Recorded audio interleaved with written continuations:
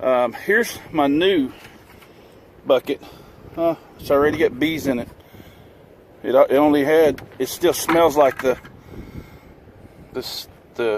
Honeybee Healthy. Oh, let me zoom out again. Okay, now this is my new bucket. This is from Lowe's. It is food grade, as you can tell. And what I did is I just went in and I drilled some holes inside. And I've seen videos where they say, you know, you measure down to this and you measure and you do this. It's so much easier than that. All you have to do, especially on a sunny day, is hold it up to the sun like this, and you can see exactly where you need to drill the holes. And you drill a hole where each one of those little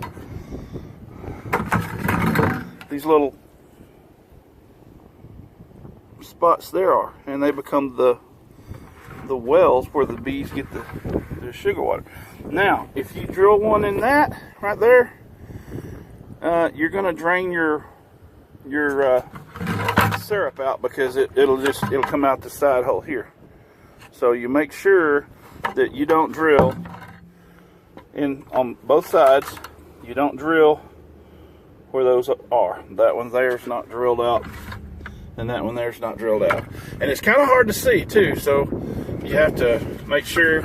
The way I did it is I just kind of stuck my finger in there like that, and then I was like, okay, well that's where it's at right there. As you can see, it's kind of breezy here, but then all you have to do is just fill it up, turn it over, and set it out. Those bees there are probably going to get pretty angry with me by messing with their food supply until I put this one out. This is the bucket I got. That is it's just the storage bucket and the transport bucket.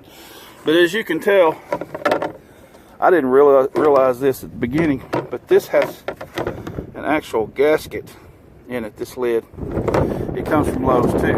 It actually came with a tab. If you've ever bought in the 5 gallons of almost anything liquid, you know that most of them, they come with a tab that pulls here, and then you have to pull a ring out from there. That gives you access to these tabs. And I bought this too. This is the handiest little thing. I think it was less than $2 at Lowe's. And you just take it, find the little notch there, and the way I do it is I pop it loose 3 spots on each little section here. There's a little section there in the bucket, so I'll pop it loose from there, and there, and you can kind of hear it pop, and you know it's let loose. There's that one, and you can hear it.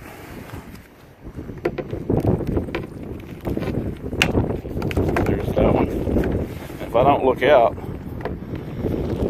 this bucket lid's going to get caught by a breeze, and it's going to go rolling down the field. Okay, so I need to get this stuff in the bucket before the bees smell it and start attacking. So I'll turn it right back on in a second. Okay, there's my feeder, there's my syrup.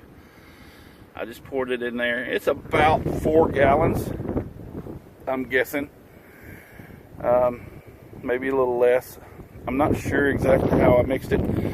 I did it in the kitchen the other day, so it was, I believe it was 24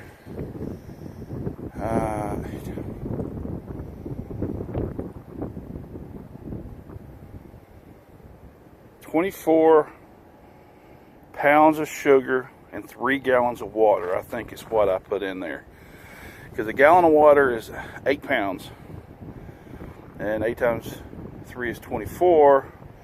So 24 pounds of sugar, 1 pound or 3 gallons of water, and you get almost 4 gallons. I didn't measure the volume of that, but as you can tell by the line, it's plenty. I mean, that was a 5-gallon bucket. It's probably 4 gallons.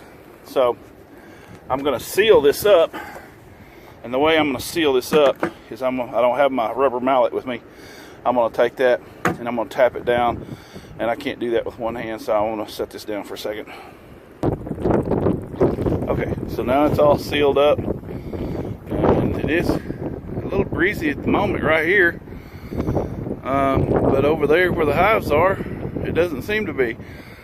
I guess those trees there block it, block the wind, so I may do an inspection after all. But these, I'm starting to get several bees flying around because the wind's blowing in that direction. They're smelling this syrup. So because I've got Honeybee Healthy in it, which has got lemongrass and spearmint in it, so you can smell it a mile away. I love the smell of that stuff. I love mixing it in the kitchen. That is one of my pollen feeders sitting beside it. I haven't had a chance to put a bungee cord around it, so I just laid a chain over it to keep the wind from blowing it away. I'm going to pick that feeder up and set it down on the ground, and then I'm going to put my new feeder there, and hopefully they will abandon that one so I can take it. I don't want to make them mad, and then they'll start taking the syrup out of this.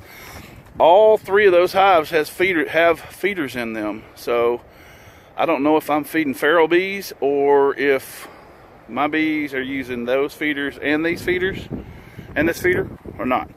But anyway, all right, I'm going to take that off the table and put this one in place, hopefully without getting stung, because I don't have any of my gear on. And I'll turn the camera back on just a second. Okay, the new ones there, they're already starting to move on it. I mean, it hadn't been there 30 seconds yet. So I did spill some on me, so I may end up with a few hitching a ride.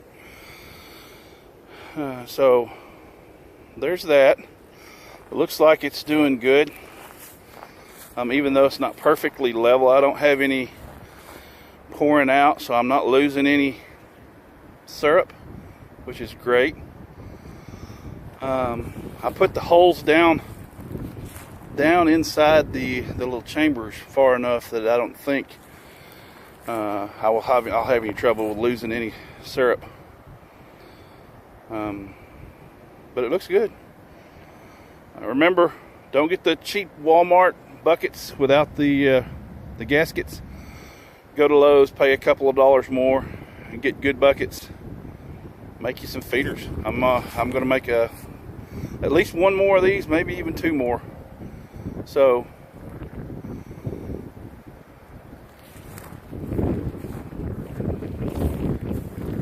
I'm going to leave that bucket out there until dark. I'm going to let them get all they can. I can feel there's some more syrup in it, so I'm going to let them have it until dark. After they leave it at dark, I'll come back and get it. Or if I come back with my gear on and do an inspection, I may pick it up then too. So that's all for today. Thank you.